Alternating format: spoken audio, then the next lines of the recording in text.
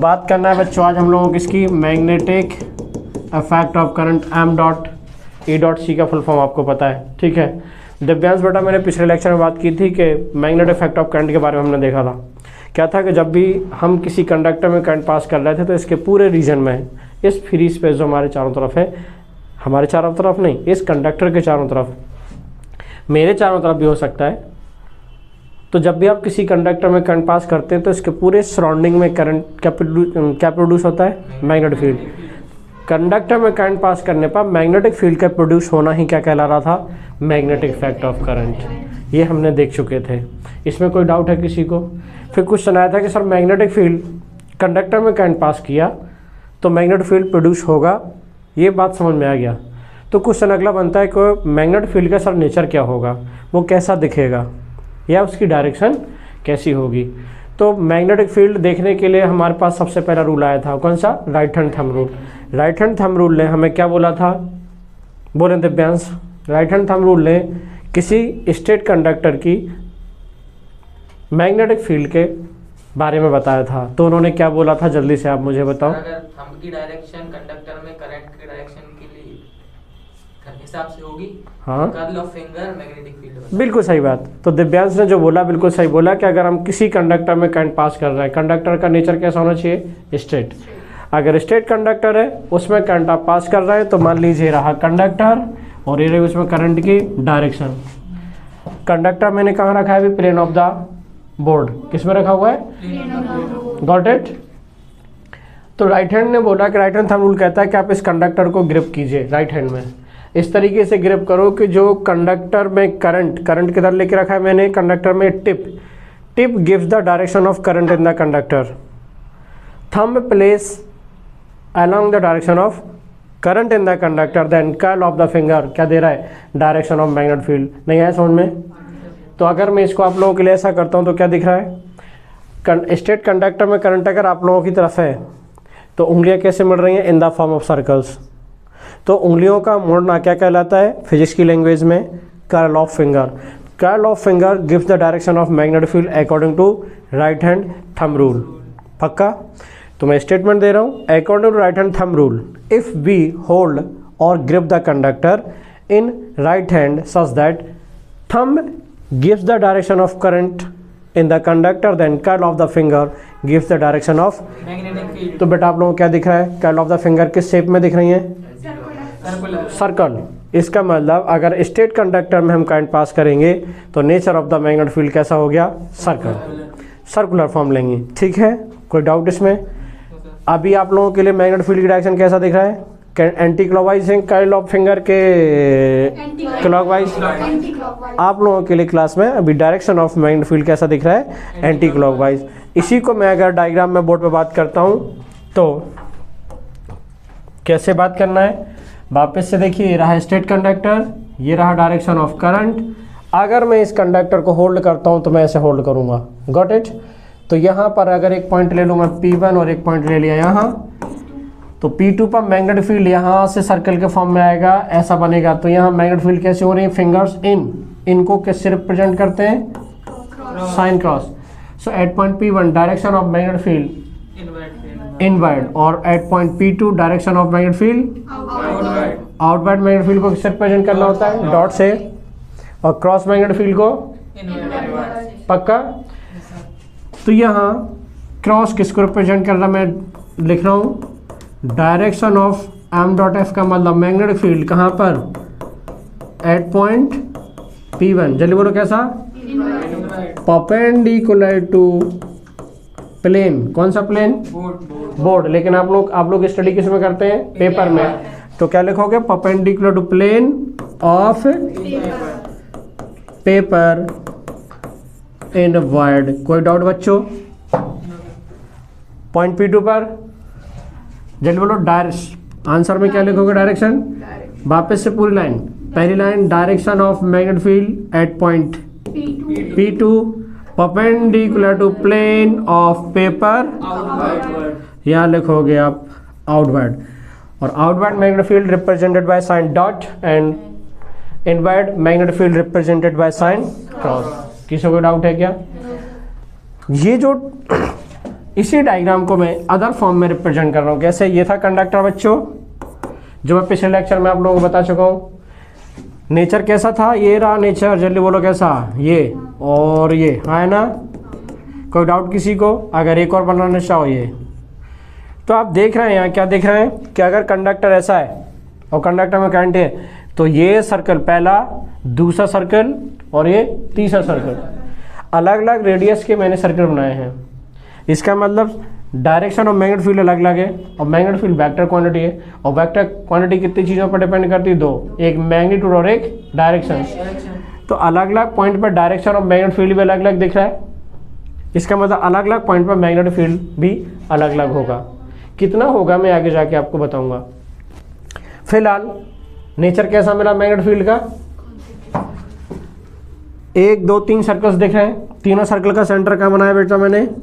Conductor पर। इसका मतलब nature of magnetic field of straight current carrying conductor in the form of concentric circles. पहला question समझ में आ गया। Nature of the magnetic field कैसा होगा? Concentric circles. सर्कल का सेंटर कहाँ लाई करेगा? Got it? अगर इतना हमें समझ में बात आ गया तो बढ़ते हैं हम आगे। और आगे बढ़ने के लिए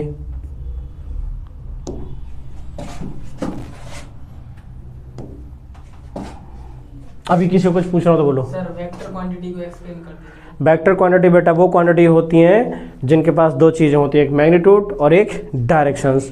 मतलब जैसे कि अगर मैं कहूँ आपके पास स्पीड है, स्पीड को अगर मैंने बोल दिया स्केलर क्वांटिटी है, पता है आपको, तो स्पीड को चेंज करने के लिए सिर्फ आप जब तक मोटरसाइकिल की स्पीड नहीं बढ़ाएंगे तब तक वो चेंज नहीं होगी। लेकिन वेलोसिटी आता है बेटा वेक्टर क्वांटिटी में, तो वेलोसिटी के पास दो चीज़ें होती हैं, एक डायरेक्शन और मैग्नीट्यूड भी। तो अगर वेलोसिटी वेक्टर क्वांटिटी है तो वेक्टर क्वांटिटी को चेंज करने के लिए हमारे पास दो ऑप्शन है, बाय चेंजिंग डायरेक्शन और बाय चेंजिंग मैग्नीट्यूड। मतलब स्केलर क्वांटिटी सिर्फ वैल्यू चेंज करने पर होती है, और वेक्टर क्वांटिटी को चेंज करने के लिए हमारे पास दो ऑप्शंस होते हैं, एक मैग्नीट्यूड बाय चेंजिंग मैग्नीट्यूड और बाय चेंजिंग डायरेक्शंस। और कुछ पूछना है? जल्दी बोलो, पक्का? अब मैं बात करने जा रहा हूँ आगे कि अगर कंडक्टर से यहाँ यहाँ यहाँ अलग अलग पॉइंट ले लेता हूँ तो इन पॉइंट्स पर मैग्नेटिक फील्ड कहाँ ज़्यादा होगी और कहाँ कम। तो क्वेश्चन आया, क्या लिख रहा हूँ heading? Value of m dot F मतलब magnetic field at any point, किसी पॉइंट के लिए। मान लीजिए रहा कंडक्टर में करंट कितना दे दिया आपने? I। ये पॉइंट ले लिया आपने P1, एक पॉइंट ले लिया P2 और एक पॉइंट ले लिया पॉइंट P1 की डिस्टेंस कितना? पॉइंट P2 का डिस्टेंस कितना? और पॉइंट P3 का डिस्टेंस। तो distance of the point P1, P2, P3 are R1, R2, R3 from the conductor having current is I। अब अगर मुझे इस पॉइंट P1, P2, P3 पर वैल्यू ऑफ मैग्नेटिक फील्ड चाहिए, कब? जब इस कंडक्टर में करंट कितना फ्लो हो रहा है? जब मैंने कंडक्टर में करंट I फ्लो करा दिया और पॉइंट की डिस्टेंस अलग अलग है, तो क्वेश्चन बनता है, पहले थ्योरी पढ़ा दूं थोड़ा सा। मैग्नेटिक फील्ड को रिप्रेजेंट करते हैं, सबसे पहला point magnetic field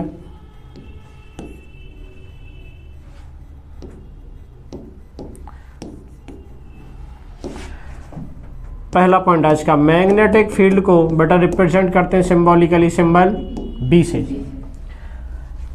second point B directly proportional होता है I अपॉन R के, ये फॉर्मूला है।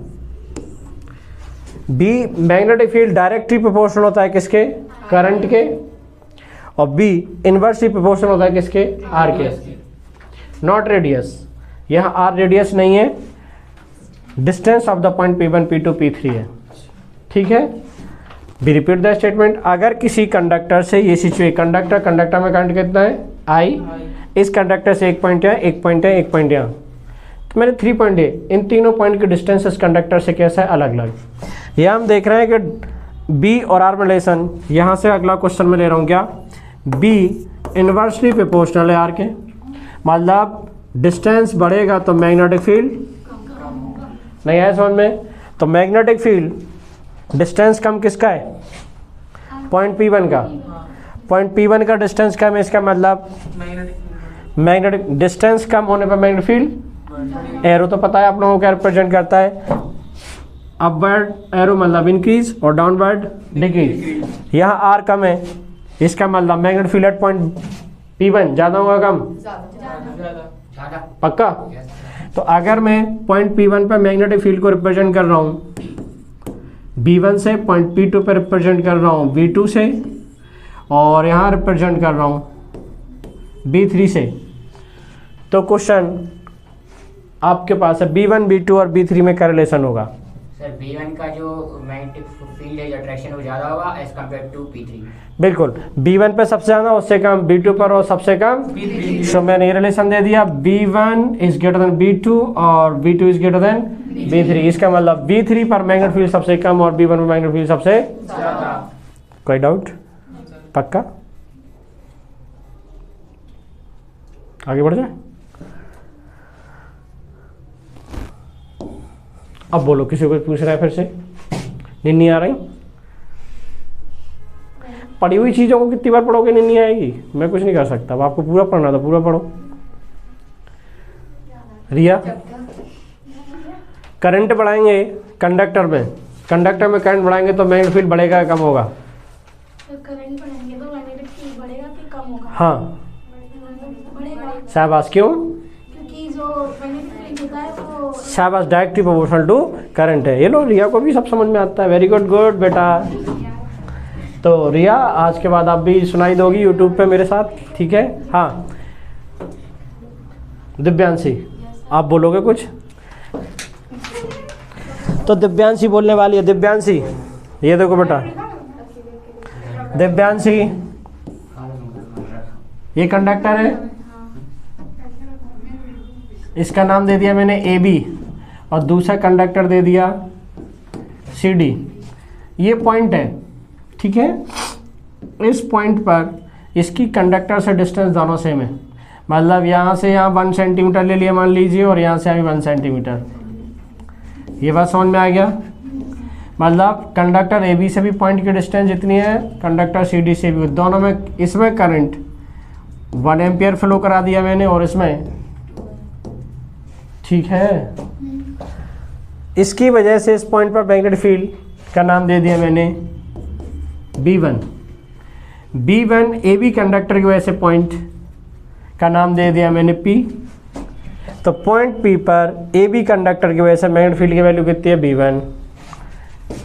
CD कंडक्टर की वजह से कितना दे दिया मैंने? B2। तो आपको भी बताना है B1 और B2 में बेटा क्या रिलेशन होगा। आप रिया नहीं है? हाँ, B1 और B2 में क्या रिलेशन? B1 ज़्यादा B2 से कि B2 ज़्यादा B1 से? B1 ज़्यादा होगा B2 से। रिया, सोच समझ के जवाब दें। B2 ज़्यादा होगा। रिया, बिल्कुल आप सही हैं। अभी बेटा देखो दिव्यांशी, मैंने भी पढ़ाया, मैंने अभी क्या पढ़ाया थोड़ी देर पहले? B directly proportional to I होता है, मतलब करंट बढ़ेगा तो मैग्नेटिक फील्ड भी पक्का बेटा। तो CD कंडक्टर में करंट ज़्यादा है, इसका मतलब इस कंडक्टर का मैग्नेटिक फील्ड, इसका मतलब अगर इस कंडक्टर से पॉइंट पर B2 है, इसकी वजह से B1 है, तो B2 इज ग्रेटर देन। जितने भी क्वेश्चन से बनते हैं सारे के सारे अब खत्म हो गए, कुछ नहीं बचा। सीधा हमें ध्यान रखना है, करंट बढ़ेगा स्ट्रेट कंडक्टर के लिए तो मैग्नेटिक फील्ड भी बढ़ेगा, और डिस्टेंस बढ़ेगा कंडक्टर के लिए तो मैग्नेटिक फील्ड कम होगा, क्योंकि डिस्टेंस के इन्वर्सली प्रोपोर्शनल और करंट के डायरेक्टली। आगे बात बढ़ाऊं।